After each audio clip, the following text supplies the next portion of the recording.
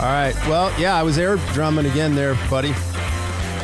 Yeah, the double up air drum. It's September 27th, the year 2022. Welcome aboard, everybody. You're listening to the Crushing Iron podcast. This is episode 620. Yeah, it is, and somebody's back from Chattanooga. Yeah, you are barely back, screeching in, coming in hot, probably with the screeching the tires and the Beamer. Mike just got back from Ironman Chattanooga. We'll do a little bit of a recap. Well, maybe not so much a recap of the race, but definitely a little bit of the conditions and lesson learned. As always, you were there on site, watching and observing. You had a bunch of athletes racing. I had quite a few athletes racing there, and then also Augusta and all over. But there's always lessons to be learned from each racing weekend. But we'll use that to chat through today. But first and foremost, how's the body feeling? First question, and this should be an easy one.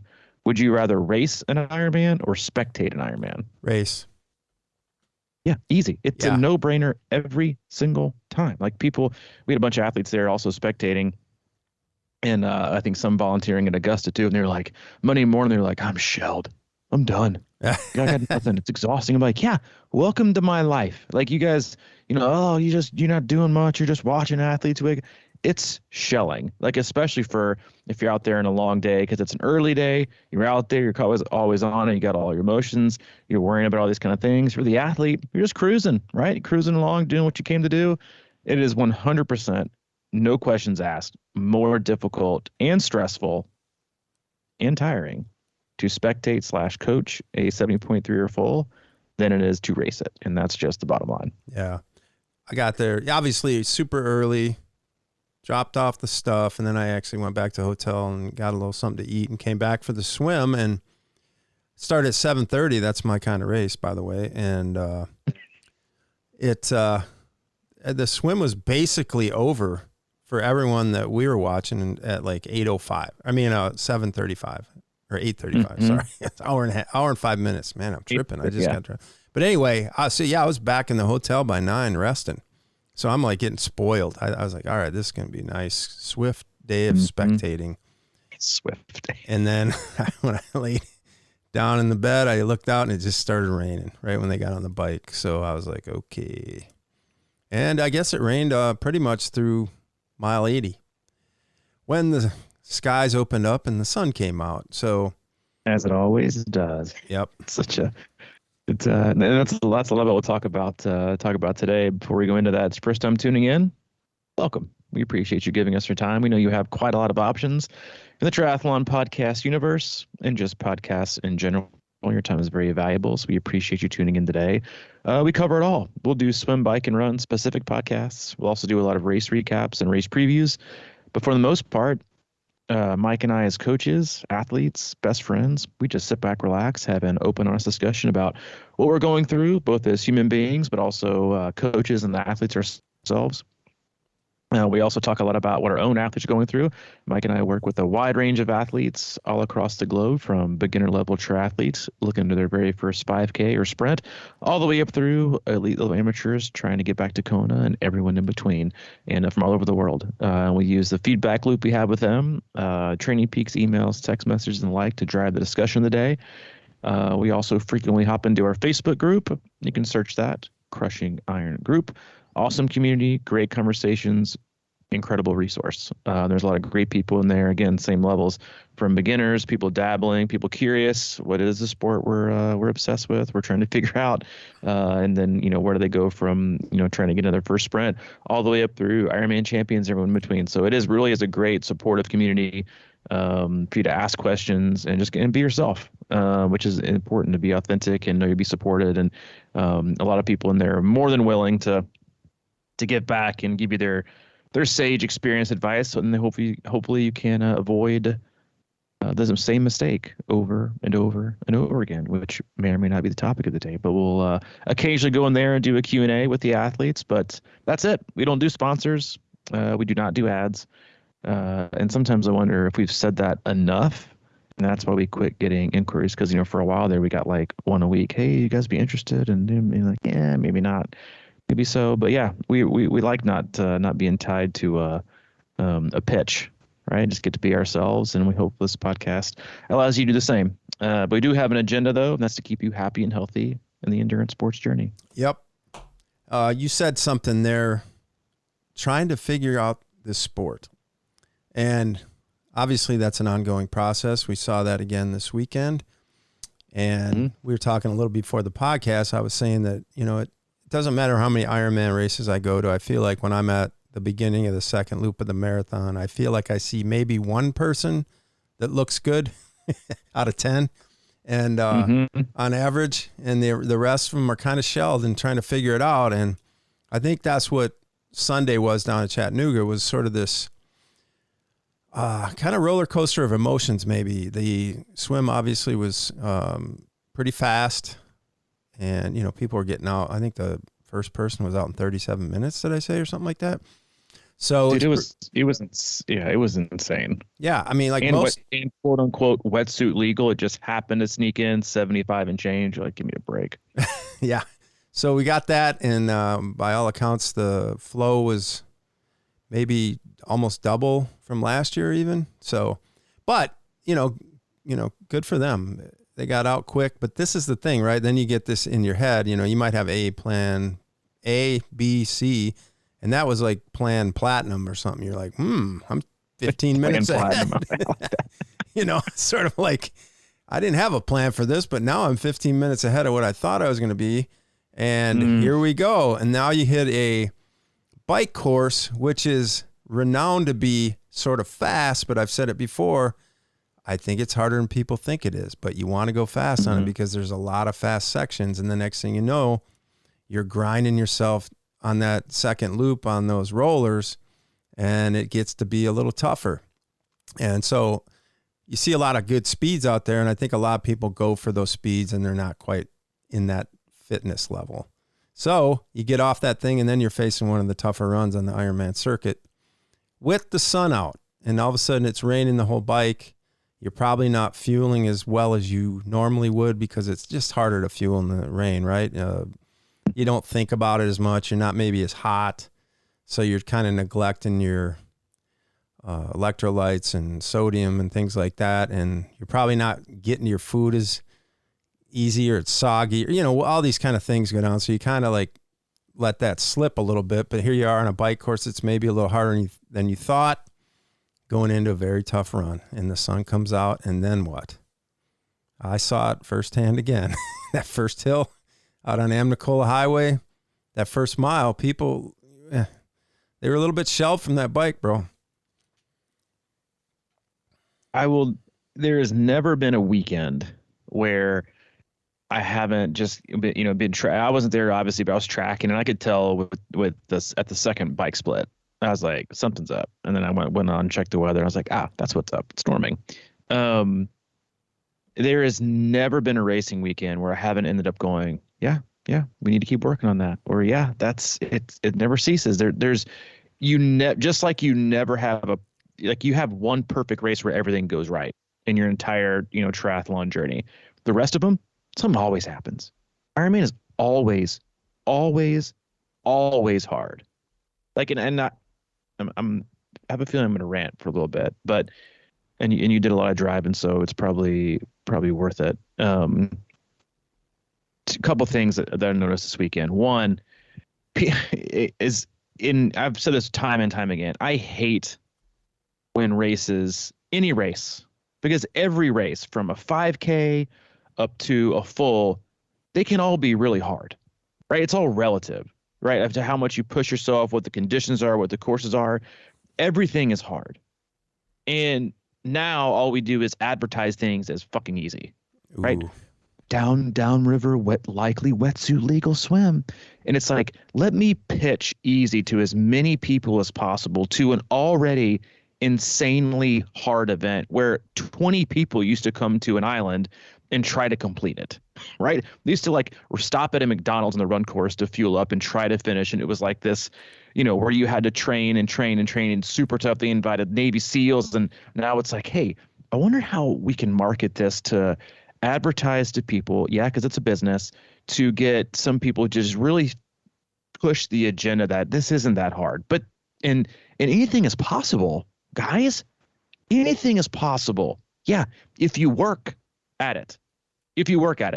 Anything is possible. But now, like races like Chattanooga, it's like downriver stream, rolling to fast bike course, hellacious hot run where you might die in the face of the sun. Yeah, that's what it usually is. So people go in a race like Chattanooga, they come out of the water where it shouldn't have been wetsuit legal in the first place. I don't know how they found it. And I think that's already like, a thing. Lower the wetsuit temp to 74.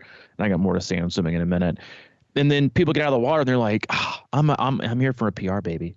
Right? I'm going to crush it. Because the times were insanely, probably maybe the second fastest you've ever seen him. I think one of the first or second year I ever tracked the race, one of the pros out of the water in like 34 minutes. And I was like, all right, this is getting a little ridiculous. But then some years it's been frankly like pretty, maybe within like maybe 3 to 4 minutes. These were like 10.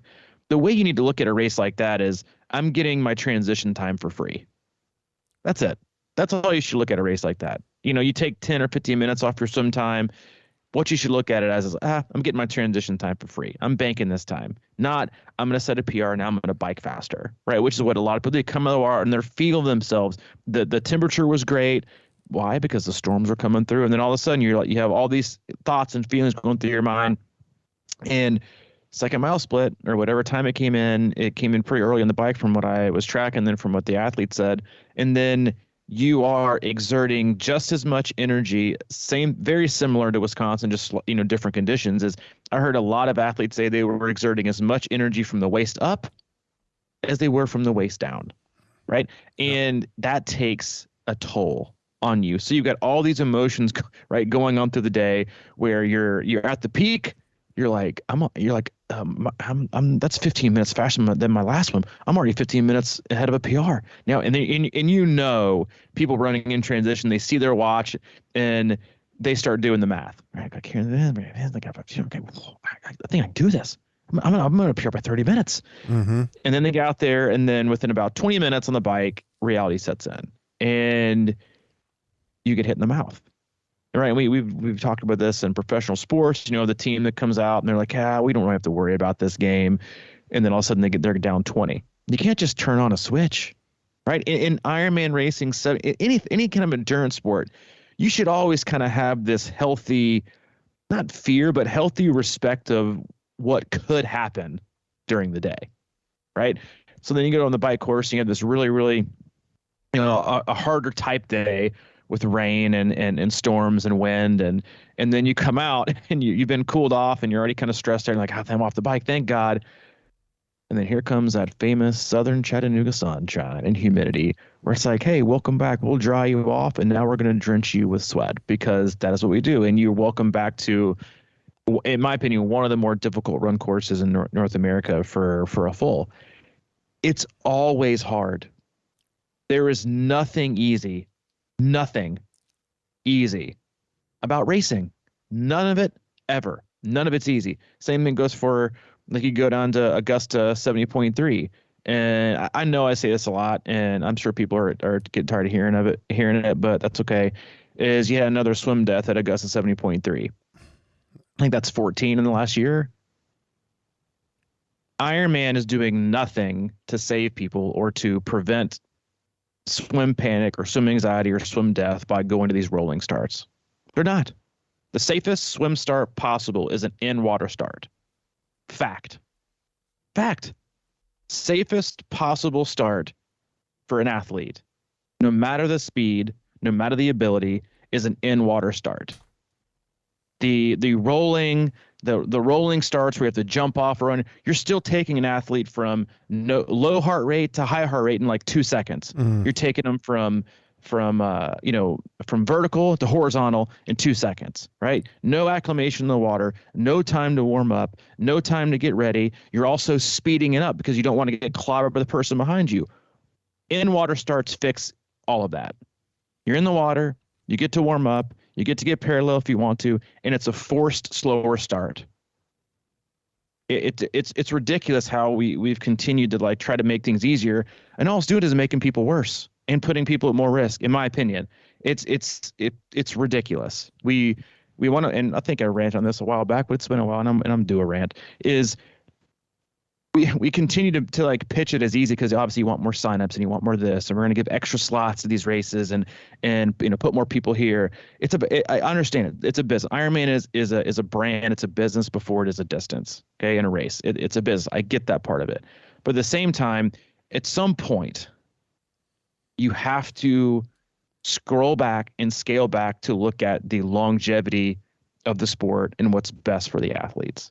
And rolling starts, not better for the athletes. They're just not. The way they've gone to it, the mass starts and rolling starts in water start safer. Just a fact. Lake Placid, Wisconsin. They can even do it in the in places like like Louisville or Chattanooga. Don't tell me they can't, because they used to do it in Louisville. They used to in water start for the pros. And so it can be done in age groups. It's a much safer. And then a place like Augusta, it was PR swim. Triathletes already don't want to swim. It's already the one that's hardest, right? Everybody's so concerned about riding their bike outside and doing this. When it comes to race day, 99% of all deaths in triathlon and racing is in the swim. And guess what? It is the number one. It's the one sport of the three that people take the least serious. The least serious. Right. I just think it goes to.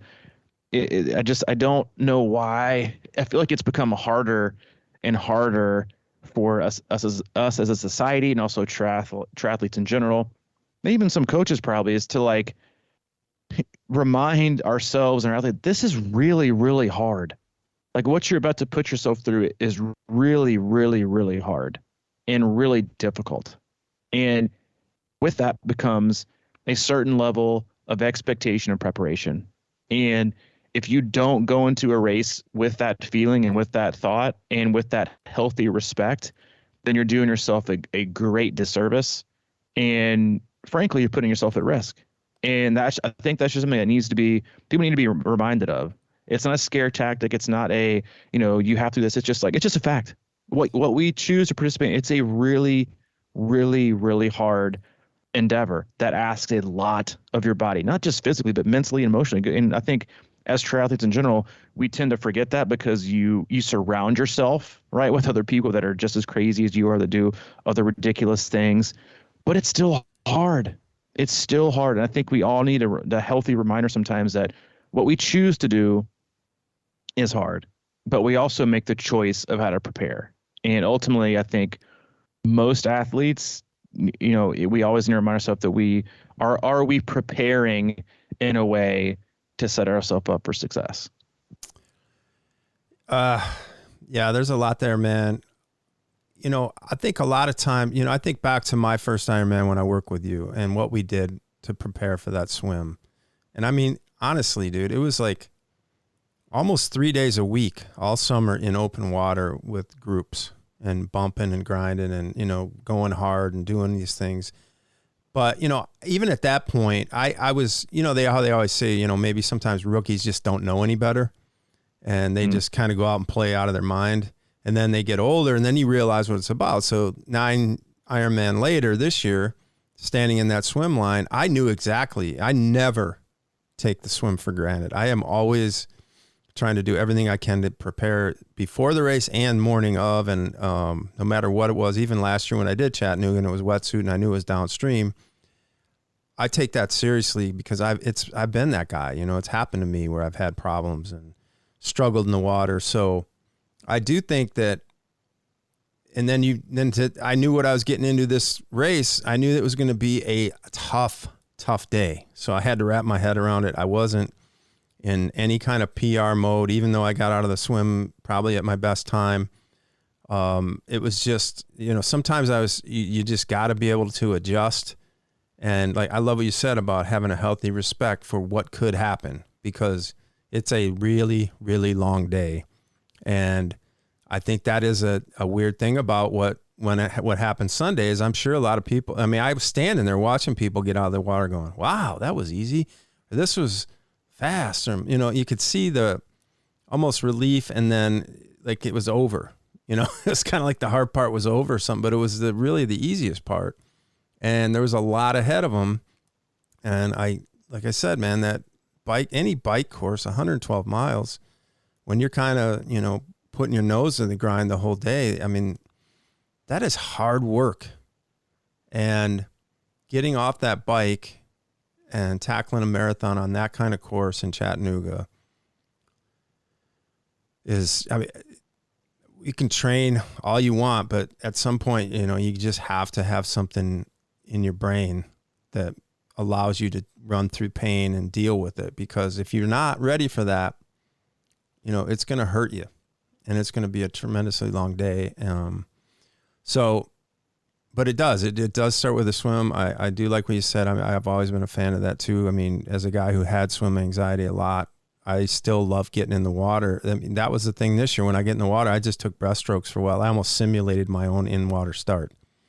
And that really prepared me, I think, for the swim, because I know when I get in there, you're always caught up in that moment and you're going harder than you think you are. And the next thing you know, it almost, in a way, sets the tone for the whole day. And it's not a good thing unless you can step back from it. And I always talk about in-race recovery and things of that nature. But, you know, this is maybe a good way to lead into what we were talking about before the race, was just pacing. You know, if you can't pace yourself in the beginning of the swim, it's probably not a good thing. Yeah, I mean, it comes down to preparation and pacing. And it's so much of it. And preparation is the biggest thing. And like I'm sure we'll get feedback or maybe emails or whatever from doctors like, oh, it's a pre-existing heart condition. It could be pre-existing this. You should be screening. None of that's going to save anybody. Like, do you see any swim deaths in the pool? Master swim meets, college swim meets, high school, where they have a warm-up lane, right? A warm-up pool, and they get out and they go full gas for a 50 or 100, 200. No, you literally never heard of it, ever. All the way up through 100 years when they do masters, meets, that never happens. It's about setting people up for success. And that goes also to you making a choice as an athlete. If I'm not going to be set up for success with opportunities, I need to set myself up for success. Right. And that's something that in going back to, preparation and then pacing, like those are two things that you can control before you go in the race and then on race day. That's really it. Right. The time is going to be what it'll be. The swim is going to be what it'll be. The bike and the run, you got conditions, you got heat, you got wind, you got rain, you got how you're feeling. Preparation and pacing are the biggest two things. And you have to understand that's why when mass starts ceased and they stopped. And now they've gone to this swim safe initiative, which is total bullshit. It's not. Is I created and started adding in to our athletes, and they hate them more than anything, is these super fast start swims, and then you go into easy 200s fast. Like the set might be, some of them are called race ready, and you do maybe it's like 5 400s, and the first 200 is all out as fast as you can go, and then you settle in and finish off at like 200 easy. Yes, it's a good workout, but a lot of it is just getting your body accustomed to doing that, getting yourself accustomed to doing that, understanding what it feels like, right? Testing a little bit here, and adding in a little bit of a dose here to see what you get back in return. A little bit of input, and then you get a whole lot of output. This felt good. I felt confident. I settled in. I see what you did here. Most people on race day, they try all these things new. Right? They don't swim hard, and they hop in their first race totally dry out of the water, and then they hop in with a constrictive wetsuit or constrictive swim skin. Their heart rate's already 10 or 15 beats high. They're already anxious, and they go into this body water, and they start swimming faster than they have ever swim before. Right? Because they don't want to swim hard because it's training and want to swim easy. This one doesn't matter. If you don't think you're going to be set up for success in a race, set yourself up for success on your own. Okay? Own it. Own it. People have made all kinds of changes and things when I don't feel safe riding outside. So people have spent thousands and thousands of dollars to ride inside to feel safe. People don't spend a dime to set themselves up to swim safer, except for they think buying an $800 wetsuit is going to make them swim safer. Guess what? The majority of the athletes who die in triathlon, they're wearing a wetsuit. So that shouldn't count. Okay. You have to take this on your own. You have to own it. And again, going back into racing, like you can't just go, yes, can you go and do a race and go in under a quote unquote underprepared and still have, a quote unquote decent day? Maybe, right? But your margin of error is zero. you might luck your way into it.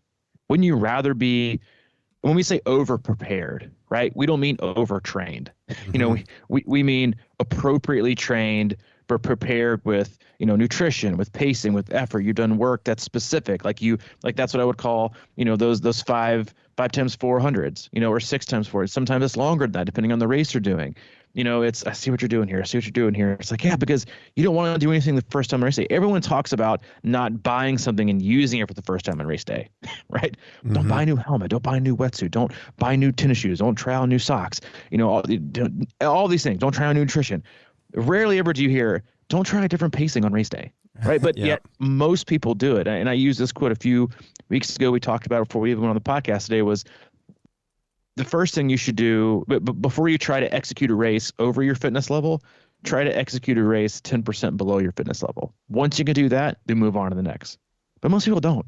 They don't have any understanding about how to pace yourself, how to listen to your body, how to understand what's really going on. People like numbers. They like to see things.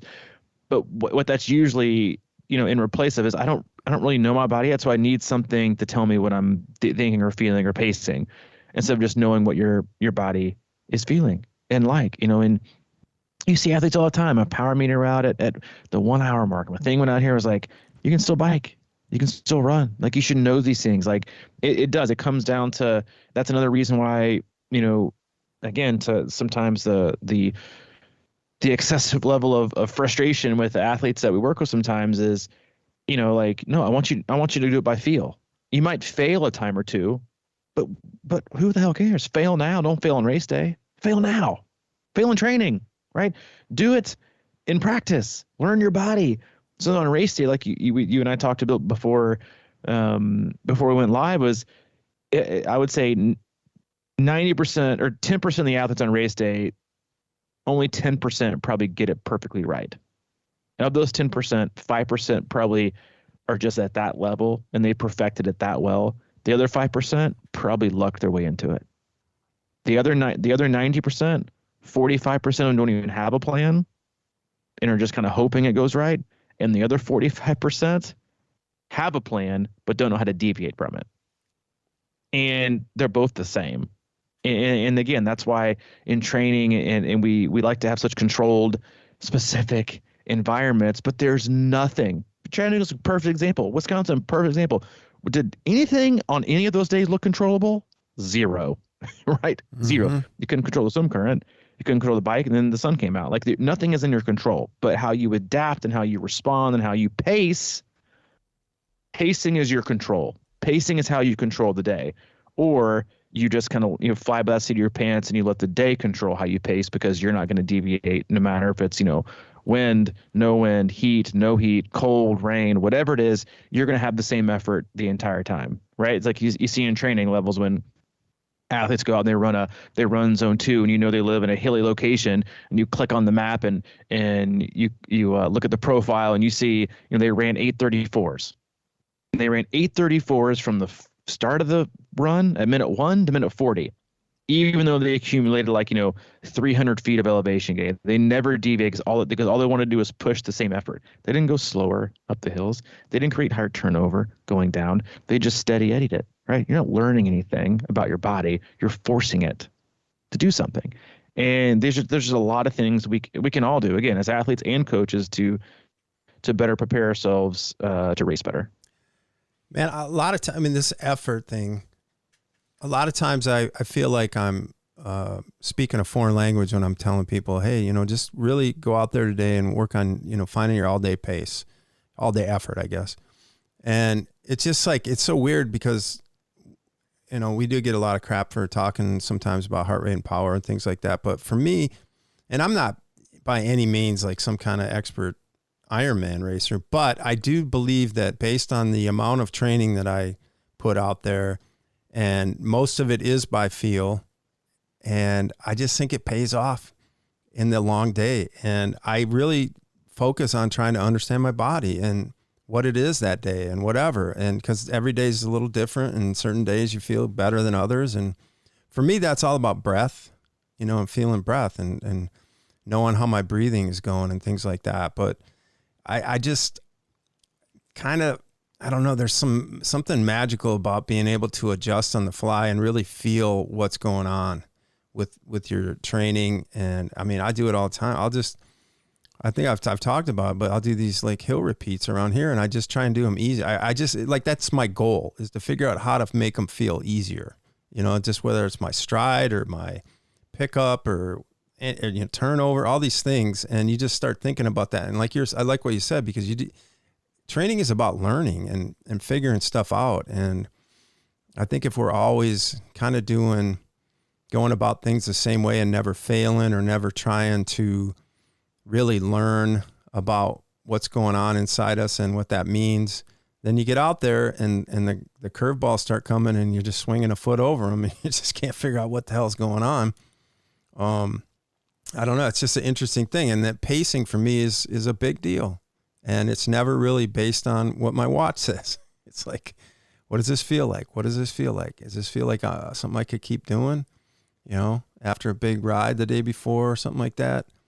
And I mean, it's all kind of nuanced and sort of gray area, but I think that's the best part of it, is that when you can go in and start understanding it yourself on this sort of intimate level, that you know your body. And because that's what race day really is. It's like a million ups and downs and kind of taking a step back and figuring out what to do next. Because that's what happens is when you go out there on a day like Sunday and that sun comes out and then all of a sudden you're hot but you're planning to run X pace down Amnicola Highway, but it feels a little hot. Like I was just standing out there, a couple people, and told them, once they got up that first hill, their goal was at aid station number 1 was just to cool down and get cold and then settle in, regroup, and then figure it out. Not figure it out at the 0.5 miles or 1.2 miles. Figure it out after you kind of regathered your thoughts and cooled down. Because once you, like you said it a million times, once your core gets too hot, it's done. You're done. Over. One of the great things about running, riding, swimming, especially in training, then in how it leads into productive and positive racing, is you can't let yourself down. Right? My effort to go out today is, example, like last week I went out and ran 50 minutes and I ran, high zone 1, low zone 2, and it ended up being like 8:03s. I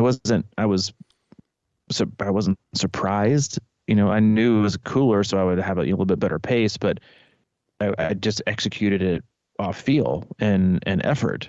And the pace was just like a number at the end that you could kind of take it or leave it, because 4 weeks before that, 100 degrees, it wouldn't have been 8:03s. It'd been high 8s, maybe low 9s, depending on what time of day I ran. Was one of them better than the other? No. Same effort, same RPE, right? But so you free yourself. You might still have, I was like, that's pretty good. Like I was happy with that, but then I was like, yeah, because it's the weather, So you still have like some, opportunities at the end of the workouts. Like, yeah, well, this was good, this wasn't that good. But for the most part, you free yourself up from, all right, I'm gonna go out today. I'm gonna run 9:30s. And then you go out and run 9:30s, and it drops to like, you start out going like 9:20, 9:15, 9:40, 10 minutes, 10:15, or whatever, and you might still end up averaging 9:30. Was that a good run? No, you paced it poorly. And first off, you should never go out the door picking a number that you're going to run. You shouldn't do it ever. Oh, I was really hoping that's your own fault for hoping you were going to run a 9-minute mile today. Why? Like, out of all the numbers, why'd you pick 9? Because it's even? Like it's just we set ourselves up for failure, and you don't learn, you force. That's why you see so many mismanaged, terribly performed races, because you don't pace it well enough, right? Execute a few great races feeling like you may or may not have left a little bit left on the table, right? Before you get, not cocky, confident enough to try to really push the boundaries of your ability to perform. And honestly, you should only even do that if you've prepared the best you've ever prepared. That's it. Mm-hmm. But most people continue to go into race after race after race, swinging at a piñata and hoping something comes out. Hoping. That's it. And you show up late, right? The party you're gone through like 5 or 6 piñatas, all you're going to get is black licorice because you didn't do enough training. But I still think I'm going to, and that's the other thing a lot of athletes do is I think I'm going to go for it today. Yeah. What else you got to lose? You've only trained like 30% of what you're supposed to do. You might as well. Fuck it. Who cares? Go for it, man. Show up, right? If you're going to show up, try to get something out of it, right? I had an athlete that I just started working with this year on a training cycle and has underperformed at Ironmans for a while. But most of it was just a total lack of being prepared. Total lack of being prepared. Went out in Chattanooga, PR by like over an hour and a half, and he's already chomping at the bit. He's like, I think I got a little bit more left in the tank. But what he said was really worried I was going to blow up on the second lap. Mm. That's a pretty healthy fear, right? Like, honestly, that's a fear we should all have on an Ironman, right? Or even a 70.3. Yeah, I was kind of afraid I'm kind of afraid I might blow up in the second. Perfect, right? Healthy fear. It's kind of like, what am I going to risk? Losing 30 or gaining 5? Yeah. How I pace. Yeah, go gain. I want to gain and you're losing 30. I don't want to do that. Okay, then don't pace poorly. And he's got Ironman Florida. And I'm like, okay, well, now that you've done one right, and it's not so much you've done it right. Now that you know what it feels like to pace it right, now that you've swam, you've ridden, you've been on the run course, what that feels like to not want to burn your biscuits. Well, now instead of trying to push it at mile, not and just kind of make your way through. Now that you know what it's like to have that feeling and thought process, now you can take a little more freedom the next time. More than likely, what you're going to do is you're going to hit mile 13 and you'll be like, right, let me just wait one more mile. Mile 15. Yeah, I'll wait one more mile. Then I'm going to press the metal, baby. I'm going to turn on the gas. Mile 16. Listen, 10 miles, nothing. I just wait one more mile. And then what happens? You get to mile 20, you're like, shit, this is all I got. I'm just going to hold on. And that's what you end up doing. I even do that to myself sometimes on negative split runs. They're longer. I'll tell myself, slow down. Not yet. Yep. And then I end up, feeling a lot better instead of going early and then just total crash and burn. And that is what happens either from a total lack of preparation or total lack of pacing. That's what you see in 7 out of 10, poor races. Mm-hmm. What I continue to notice is that most of us, and I'm including myself in this conversation, aren't strong enough to back up what our mind thinks. As far as like a pace, you said got people that run out the door with a pace in mind on a training day. That's one thing. But when you do that for a race, that before the race, you're not there yet. You have no idea, especially off that bike. And we're not strong enough to hold it. And that can mean, strength training. That can mean not enough running, not enough biking, whatever, swimming. And that's just the fact. We try to, that there's just not a perfect formula. So I've talked about before, but I kind of always throw this line out there. It's kind of, it started as a joke, but I really believe in it now. It's kind of like this aim low, like you were saying before. When you aim low, I just think that takes pressure off you for one, and it helps you perform better possibly. And like you said, like the example you used with this guy at Chat, afraid of blowing up on the second loop. I mean, if that's a healthy fear and you're you're taking that first lap at a realistic sort of low goal, you might have more left. But if you're trying to hit a goal you set before the race and then your bike was just harder than you thought it was, and then you'd come out there and now all the pressure's on you. You're looking at your watch, and you can't tell me that when you look at your watch, that doesn't create some kind of physiological response in your body, one way or the other. Like every time you look at it, I got to slow down. I got to speed. I got to go. It's like, I just think that constricts the flow of your run for one thing. And I I feel it. Like sometimes you just don't look at things and you're just cruising, and then you look at it and you're like, oh shit, I got to slow down.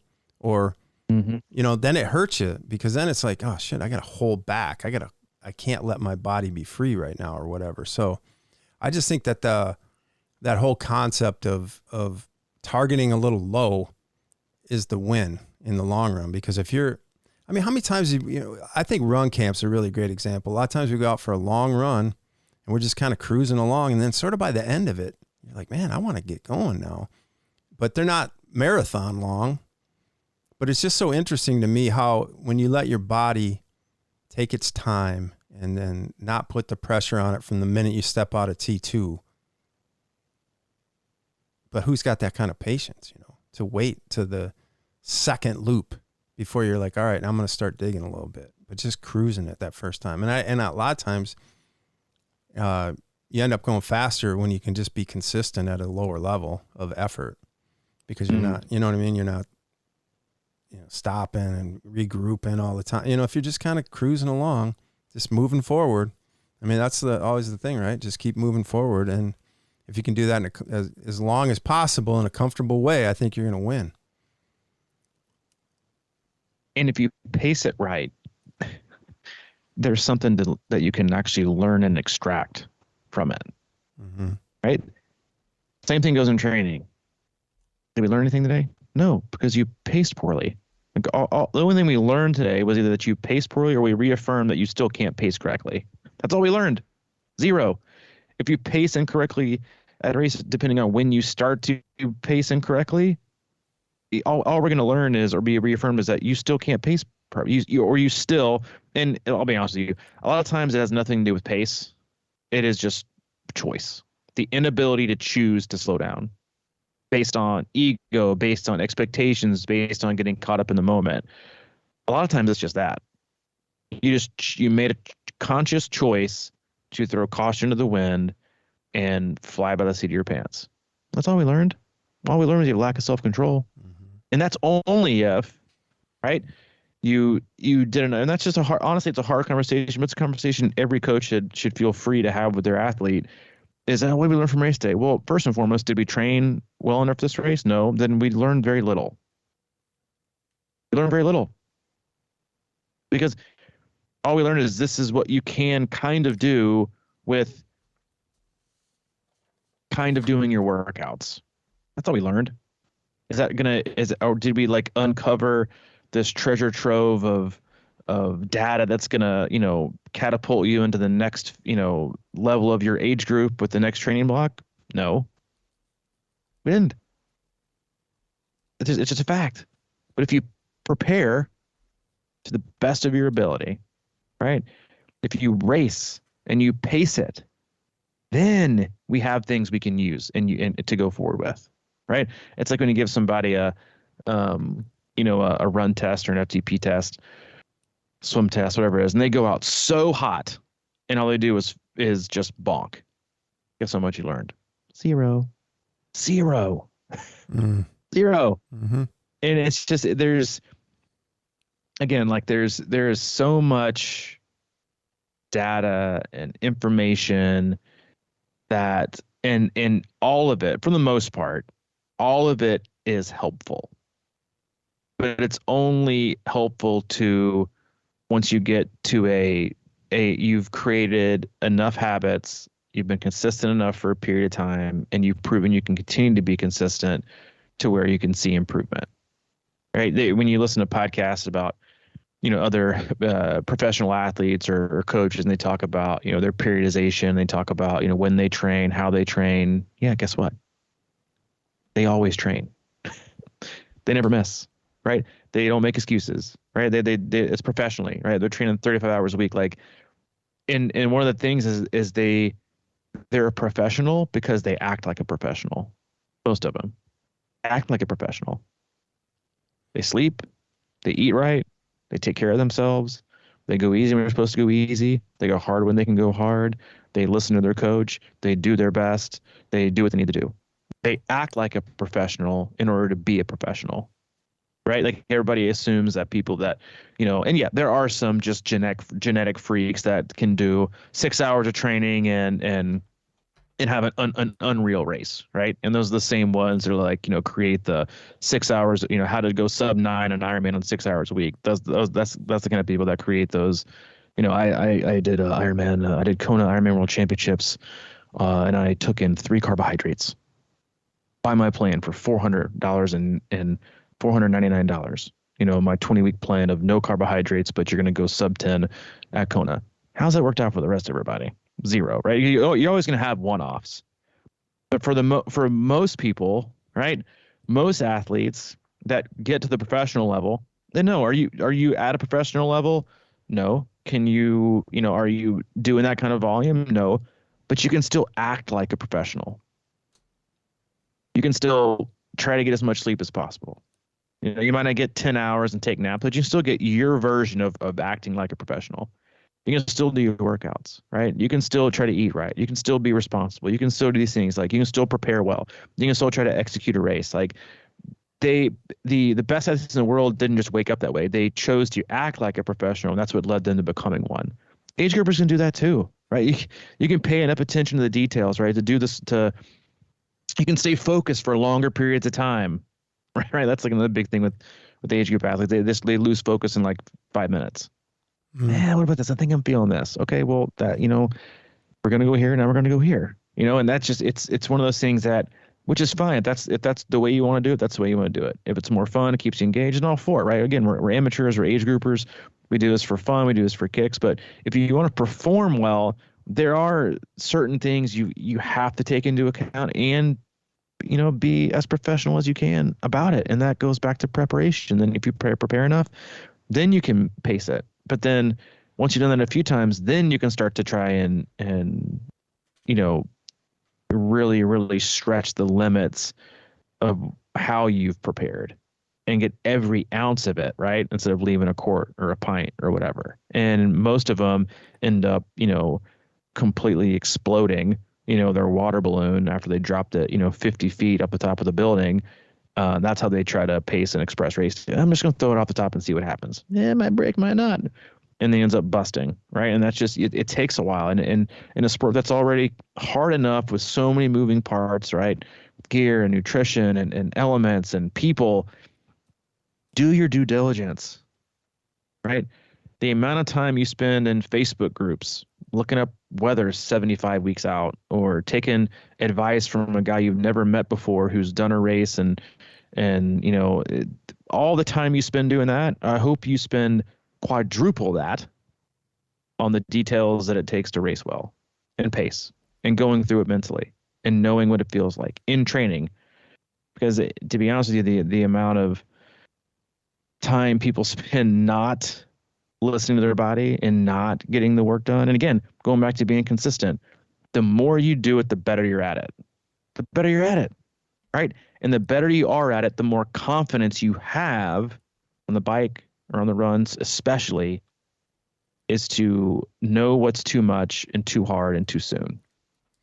And that's confidence, because you can know when, and you can think back and like, I know this is an okay speed for me.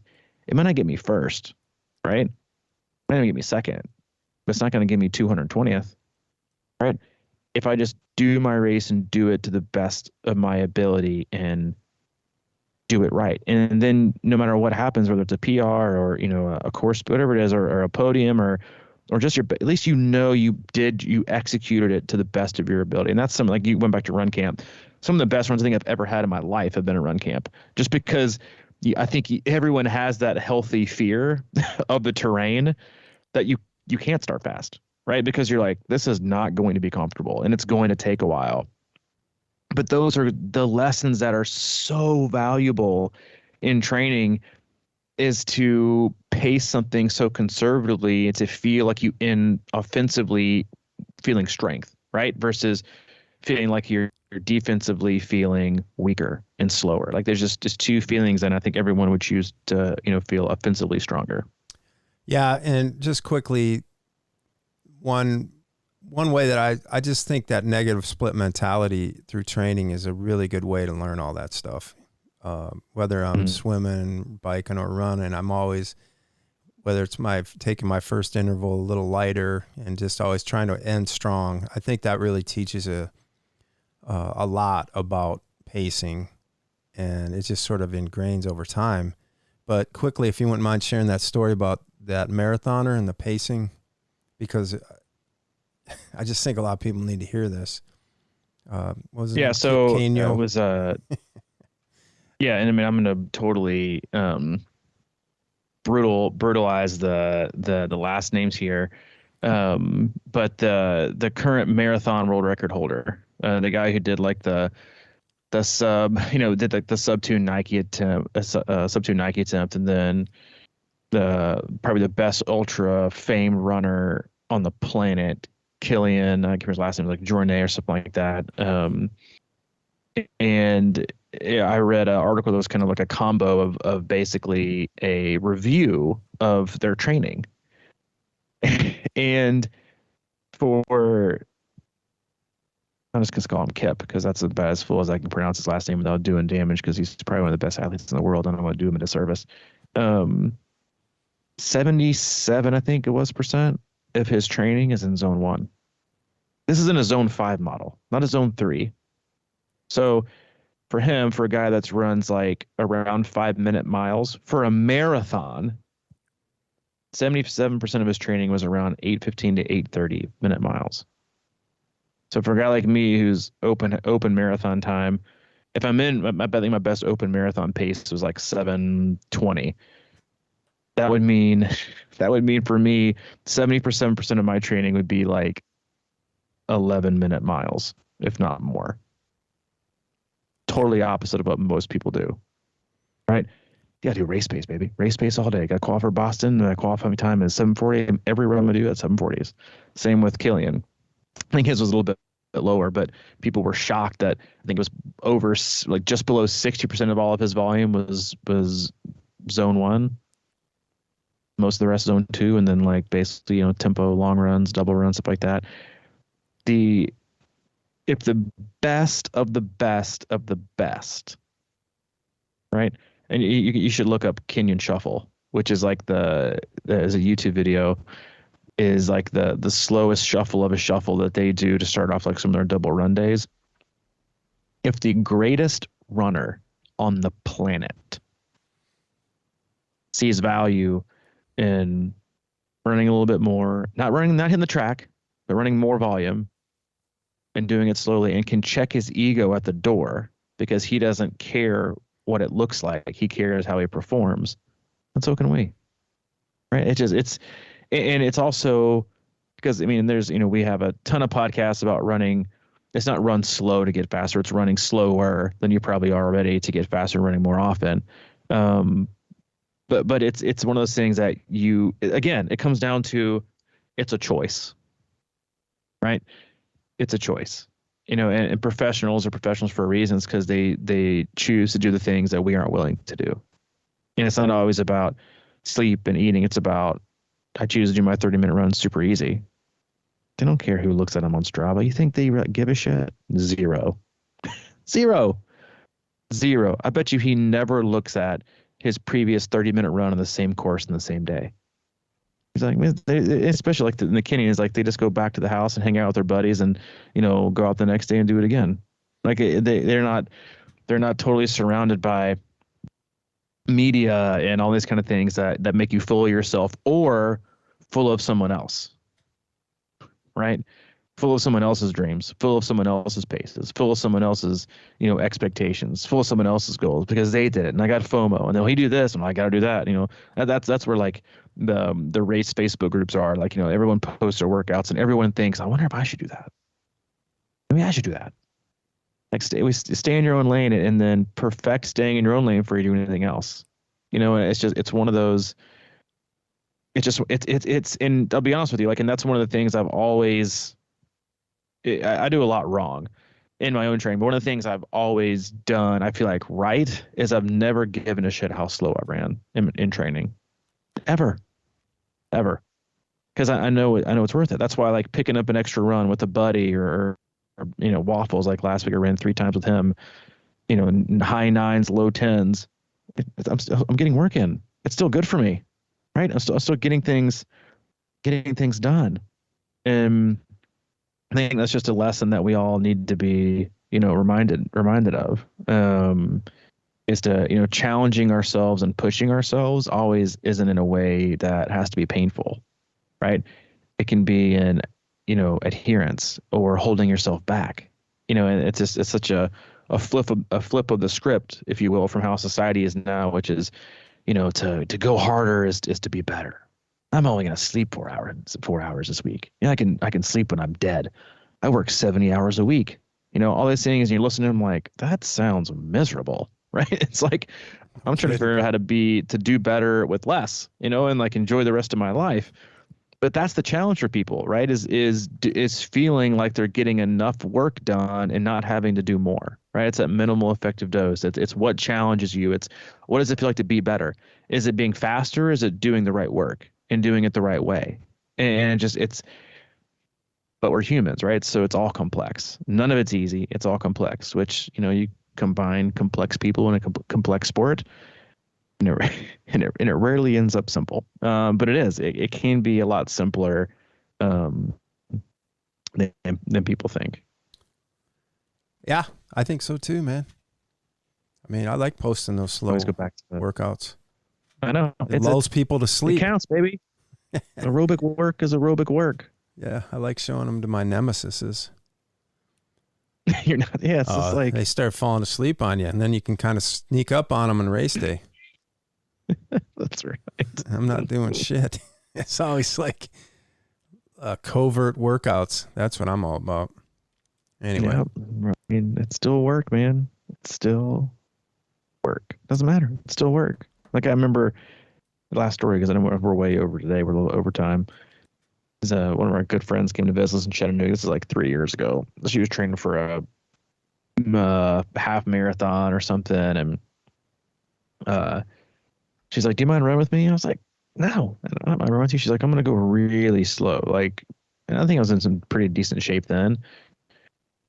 And she's like, "It'll be like 13-minute miles, and we got to run for like a little over 2 hours." I was like, "That's fine.